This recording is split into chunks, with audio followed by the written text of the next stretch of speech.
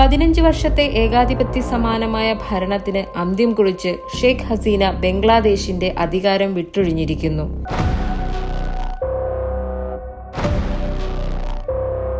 എന്താണ് ബംഗ്ലാദേശിൽ നടക്കുന്നത്?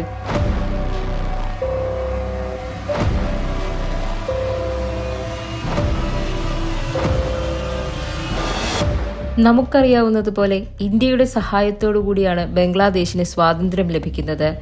രാജ്യം രൂപീകരിക്കപ്പെട്ടതിന് ശേഷം 1972 ഷെയ്ഖ് മുജീബ് റഹ്മാൻ ബംഗ്ലാദേശിൽ ഒരു റിസർവേഷൻ സിസ്റ്റം നടപ്പിലാക്കി. സ്വാതന്ത്ര്യത്തിനു വേണ്ടി പോരാടിയ പട്ടാളക്കാരുടെ കുടുംബാംഗങ്ങൾക്ക് സർക്കാർ ജോലിയിൽ 30% റിസർവേഷൻ. ഒന്നാം തലമുറയും രണ്ടാം തലമുറയും പിന്നിട്ട് ഇന്ന് മൂന്നാം തലമുറയിലേക്ക് എത്തി നിൽക്കുന്നു ഈ റിസർവേഷൻ. 2018 ഈ സംവരണം എടുത്തുമാറ്റണം എന്ന ആവശ്യവുമായി യുവജന സംഘടനകൾ തെരുവിലിറങ്ങി. ഒടുവിൽ സർക്കാർ അതിന് വഴങ്ങി. പക്ഷേ അപ്പോൾ തന്നെ കോടതിയിൽ കേസ് വരികയും ഹൈക്കോടതിയുടെ 3 വർഷം നീണ്ട വാദം കേൾക്കലിനൊടുവിൽ ഈ കഴിഞ്ഞ ജൂലൈയിൽ വിധി ഉണ്ടാവുകയാണ്. സ്വാതന്ത്ര്യ സമര സേനാനികളുടെ കുടുംബത്തിനുള്ള സംവരണം പുനഃസ്ഥാപിക്കണം. വിധിയെ തുടർന്ന് യുവജനങ്ങൾ വീണ്ടും തെരുവിലിറങ്ങുന്നു. വലിയ പോരാട്ടങ്ങൾക്കാണ് രാജ്യം സാക്ഷ്യം വഹിക്കുന്നത്. സർക്കാർ ഈ പ്രക്ഷോഭത്തെ സൈന്യത്തെ വെച്ച് നേരിടാനാണ് ശ്രമിച്ചത്. ആയതിനാൽ നിരവധി പേർ വെടിവെപ്പിൽ കൊല്ലപ്പെട്ടു. എന്നിട്ടും വിദ്യാർത്ഥികൾ പിന്മാറാൻ തയ്യാറായില്ല. അതിരൂക്ഷമായ സംഘർഷങ്ങൾ തെരുവിൽ നടക്കുന്നു. ആയതിനാൽ സർക്കാർ സുപ്രീം കോടതിയെ സമീപിക്കുകയും അങ്ങനെ 30% എന്നത് 5% കോടതി കുറയ്ക്കുന്നു. എന്നിട്ടും വിദ്യാർത്ഥികൾ പ്രതിഷേധം അവസാനിപ്പിക്കുവാൻ തയ്യാറായില്ല.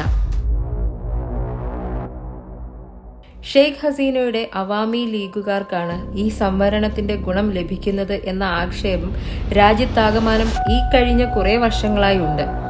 അതിനാലാണ് അനുകൂല വിധി കിട്ടിയിട്ടും ഇത് വലിയ പ്രക്ഷോഭമായി വളരുന്നത്. മരിച്ചു വീണ യുവജനങ്ങളുടെയും വിദ്യാർത്ഥികളുടെയും ചോരയ്ക്ക് നിങ്ങൾ മറുപടി പറയണമെന്ന് ഷെയ്ഖ് ഹസീനയോട് യുവജനങ്ങളും വിദ്യാർത്ഥികളും ആവശ്യപ്പെട്ടു. ഷെയ്ഖ് ഹസീനയുടെ ഒരു പരാമർശമാണ് വലിയ കുഴപ്പങ്ങളിലേക്ക് കാര്യങ്ങളെ കൊണ്ടെത്തിച്ചത്.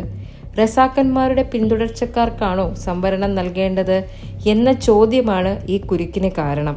1971 സ്വാതന്ത്ര്യ സമരകാലത്ത് പാകിസ്ഥാനു വേണ്ടി പ്രവർത്തിച്ച ബംഗ്ലാദേശികളെ വിളിക്കുന്ന പേരാണ് റസാക്കർ.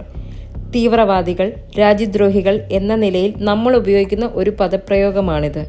അപ്പോൾ തങ്ങളെ രാജ്യദ്രോഹികളായിട്ടാണ് പ്രധാനമന്ത്രി പരിഗണിക്കുന്നത് എന്നതുകൊണ്ട് അതിശക്തമായി പ്രതിഷേധിക്കുന്നതാണ് നാം കാണുന്നത്. രാജ്യത്തെ തൊഴിലില്ലായ്മ, വിലക്കയറ്റം, ദാരിദ്ര്യം, അഴിമതി തുടങ്ങിയ വിഷയങ്ങൾ മുൻനിർത്തി രാജിവെച്ച് പുറത്തുപോകൂ ഹസീന എന്ന മുദ്രാവാക്യം മാത്രം മുഴക്കിക്കൊണ്ട് സമരം വ്യാപിപ്പിക്കാൻ അവർ തീരുമാനിച്ചു. ധാക്കയിലേക്ക് മാർച്ച് ചെയ്തു.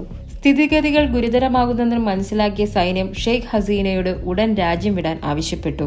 ഷെയ്ഖ് ഹസീനയുടെ രാജിക്ക് ശേഷം ബംഗ്ലാദേശിൽ ഇടക്കാല സർക്കാരിനെ സമാധാന നൊബേൽ ജേതാവും സാമ്പത്തിക വിദഗ്ധനുമായ മുഹമ്മദ് യൂനുസ് നയിക്കും.